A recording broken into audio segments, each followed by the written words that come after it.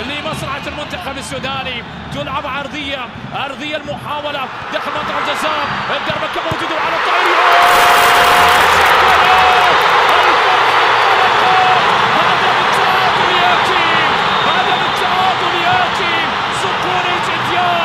يسجلون الآن، لكن هنالك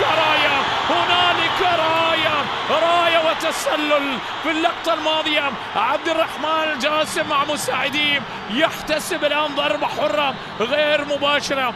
فرحة لم تكتمل بالنسبة للمنتخب السوداني. هذه الكرة وهذه اللقطة، هذه المتابعة من محمد عجب اللي تابعها في الشباك بعد تسديدة كانت قوية من اللاعب صاحب القميص رقم 6 مصطفى محمد سددها. عجب تابعها، الراية كانت موجودة والتسلل في اللعبة الأخيرة، والفرحة لم تكتمل بالنسبة للمنتخب السوداني.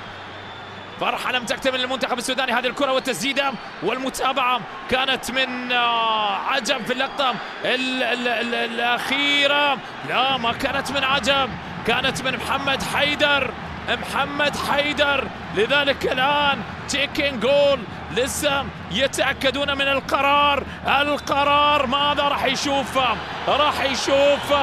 حكم اللقاء، راح يرجع للفار للتأكد من القرار. مصطفى يقول الكرة لامست محمد حيدر، لذلك هدف يراه مصطفى، بينما حكم اللقاء راح يرجع الآن للفار للتأكد من القرار. هل هنالك هدف في هذه اللعبة وفي هذه اللقطة؟ هل كان هنالك تداخل من عجب في اللعبة الماضية؟ رجع للفار، اتخذ قراره سريعا. راح نسمع مع بعض والصرخة في المدرج قبل أن يقول قراره. نسمع. After on-field review, there is a player on offside position, number 10, but there is no interfering. Goal!